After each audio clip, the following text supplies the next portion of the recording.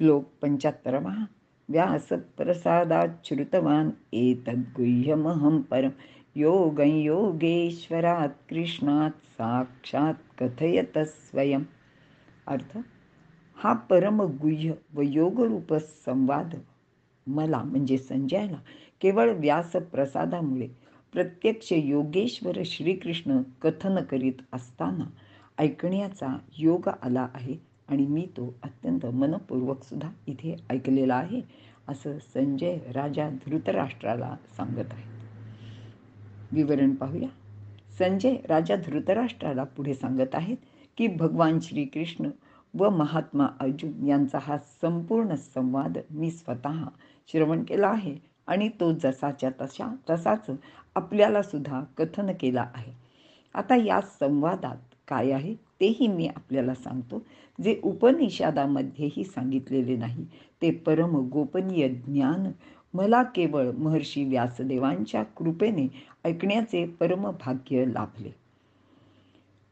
आता पुढे जे आहे की असं संजय असं का म्हणतोय, तर त्याचं कारण असं आहे की युद्धाचा संपूर्ण वृत्तांत राजा धृतराष्ट्राला जाणून घ्यायचा होता आणि म्हणूनच त्यांनी व्यासदेवांनी विनंती केली होती की मला हे सगळं कळलं पाहिजे, क्षणाक्षणाची माहिती मला कळली पाहिजे.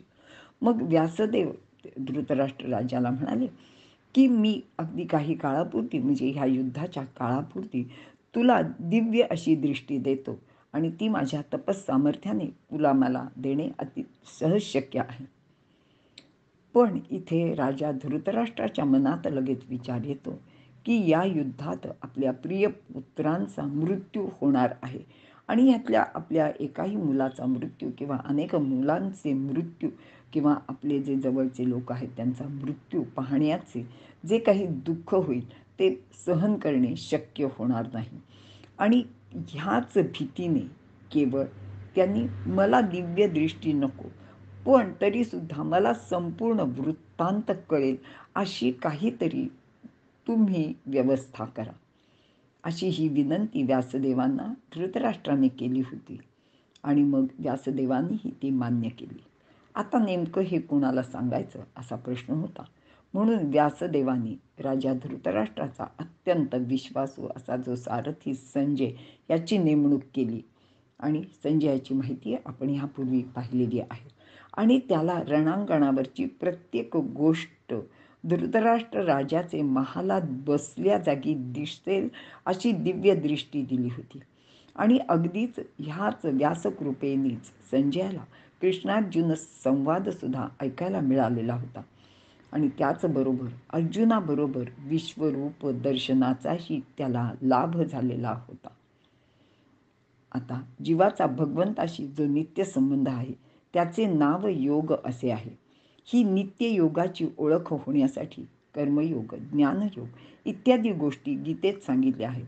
असा हा गीतायोग प्रत्यक्ष योगेश्वर असलेल्या श्री भगवान श्रीकृष्णांचे मुखातून ऐकण्याचे परम भाग्य संजयाला लाभलेले होते आणि तेच तर राजा धृतराष्ट्राला पुन्हा एकदा इथे सांगत आहेत. इथे आपण थांबूया. संजयाचे अजूनही 2 श्लोक आहेत ते आपण बघणार आहोत. धन्यवाद.